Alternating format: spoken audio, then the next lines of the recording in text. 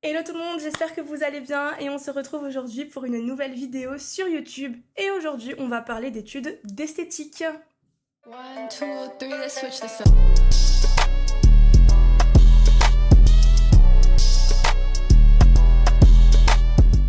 Alors comme vous pouvez le remarquer, aujourd'hui je ne suis pas seule, donc je te laisse te présenter. Bonjour à tous, je m'appelle Margot. À la fin du mois, j'aurai 23 ans et je viens tout juste d'être diplômée d'un BTS MECP, donc métier de l'esthétique, cosmétique et parfumerie. Merci d'être sur ma chaîne aujourd'hui. Merci à toi. Moi ça me fait vraiment plaisir parce qu'on est aujourd'hui capable de présenter de nouvelles études à mes abonnés. On a parlé d'ingénierie, on a parlé de médecine, on a parlé de tellement d'études, mais l'esthétique, tu vois, on n'en parle pas assez je trouve. Non. Et c'est vraiment une bonne chose aujourd'hui de t'avoir avec nous. Donc merci. Merci à toi. Et donc, est-ce que tu peux justement nous parler de ton BTS Alors déjà, donc, on est sur un BTS, donc en 2 ans. Donc c'est des études plutôt courtes. On peut accéder à travers n'importe quel baccalauréat. La plupart, généralement, elles ont fait un bac professionnel dans l'esthétique, voire même un CAP. Mais on peut tout à fait y accéder en ayant n'importe quel bac. Moi, particulièrement, la première année, je l'ai fait en initiale. Et en fait, à la fin de ma première année en initiale, j'ai effectué un stage obligatoire qui m'a ensuite mené à faire ma deuxième année de BTS, mais en alternance.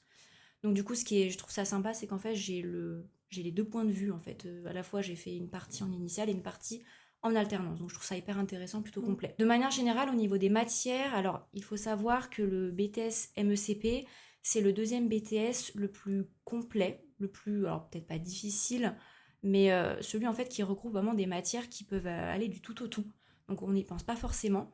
Je donne un exemple, en fait, on a quand même pas mal de matières scientifiques, des sciences physiques, typiquement cosmétologie, beaucoup de biologie cutanée, bien évidemment. Donc en fait, c'est hyper complet. Ouais. Et à côté de ça, on va avoir des matières dans le management, tout ce qui est vente, bien évidemment. On aura des langues aussi, hein, bien sûr, de l'anglais, d'espagnol, si on a envie de prendre espagnol. Et puis on a aussi tout ce qui est marketing, communication. Ah, On trop bien. n'y pense pas forcément, mais ça fait aussi partie de ce cadre un peu de l'esthétique. Et pour être plus précise, donc autant en première année, on est sur des matières vraiment hyper générales où on va tout étudier de manière vraiment globale.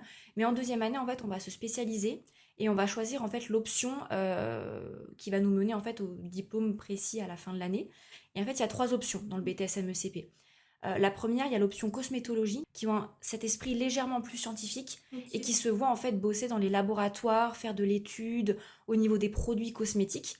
La deuxième option, c'est formation marque, qui veulent plutôt se diriger au niveau de la vente, au niveau en fait de travailler avec des marques, même pourquoi pas des marques de luxe, littéralement, comme Dior, tout ce genre de choses.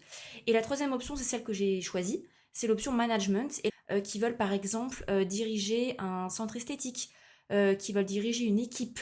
Et donc moi, bon, du coup, c'est mon option, donc c'est celle en fait à laquelle je vais parler plus précisément juste après. Et donc en fait, j'ai pas mal de matières dans le management, donc management des entités commerciales, qui était ma matière principale. Donc là, on va quand même pas mal travailler sur Excel. Alors ça peut être hyper étonnant dit comme ça, Ouais, Excel. mais oui, ouais, carrément, Excel, ouais, le pack office, mais surtout Excel. Donc on va être là, on va faire des diagrammes de Gantt, on va faire pas mal d'études de marché, on va beaucoup jouer avec les statistiques, avec les chiffres. Moi qui à l'école, de manière générale, n'étais pas très douée en tout ce qui était chiffres, hein, j'avais des matières, des moyennes vraiment catastrophiques. Ouais. Mais en vrai, c'est vraiment pas la même chose de... Et puis en fait, tout est vraiment contextualisé. Et ça, mais je trouve que c'est vraiment une chose des plus importantes parce que travailler des chiffres dans le vide, je trouve ça vraiment inutile. Mais quand c'est relié vraiment à une étude d'entreprise, Oui. à une problématique d'entreprise pour faire évoluer l'équipe, pour faire évoluer en fait tout ce qui se passe de manière interne, même pour juste recruter un nouveau collaborateur, etc., etc.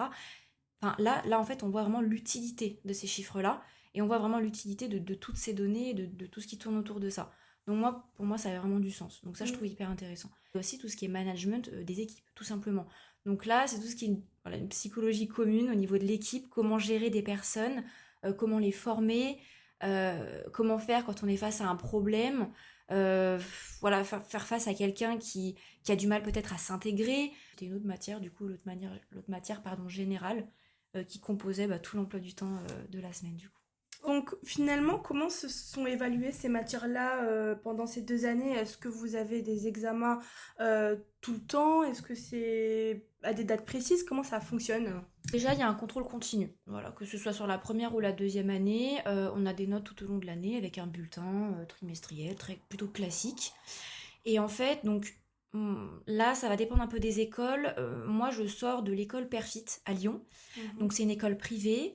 Et en fait, on avait pas mal de matières qu'on passait en CCF. Donc, c'est noté par nos professeurs. Ok.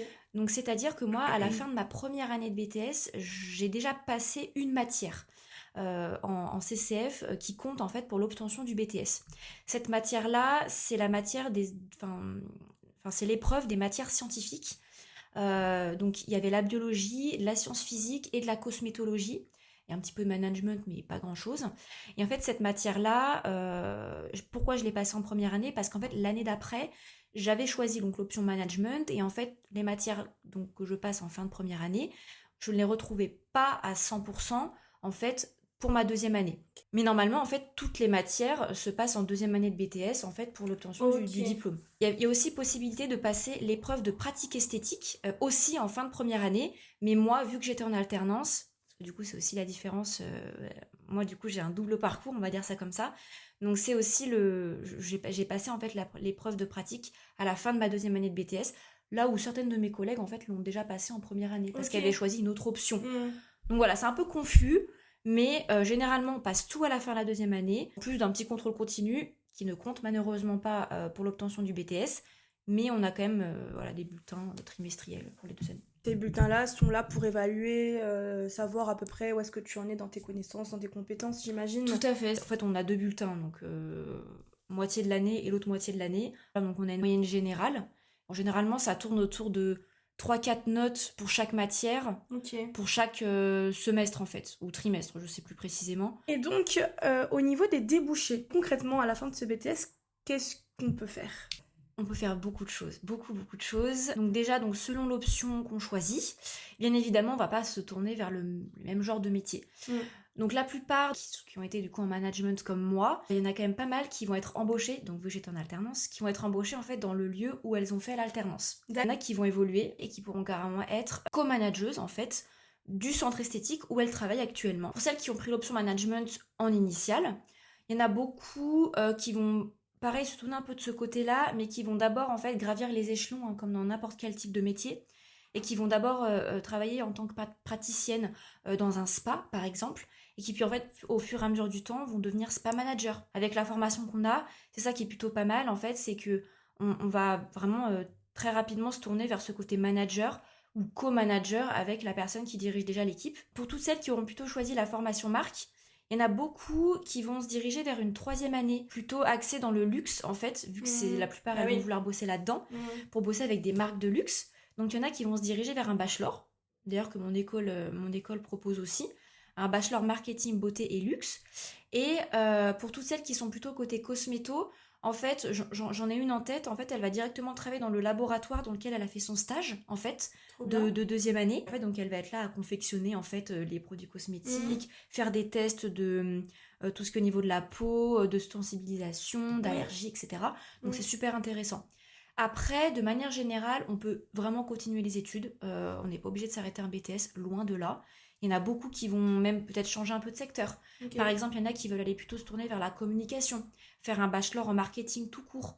Ou alors, toutes celles qui sont en management, j'en connais quelques-unes qui vont en fait pousser ce côté management, mais quitter un peu le côté esthétique, tout simplement. Et bien évidemment, après ce bachelor, 3e année, on peut bifurquer sur des masters.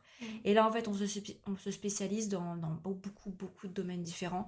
Il y en a vraiment qui vont aller dans le côté luxe, limite le côté école de commerce, ce genre de choses, pour vraiment partir à Paris, voire à l'étranger et vraiment faire évoluer leur carrière au maximum.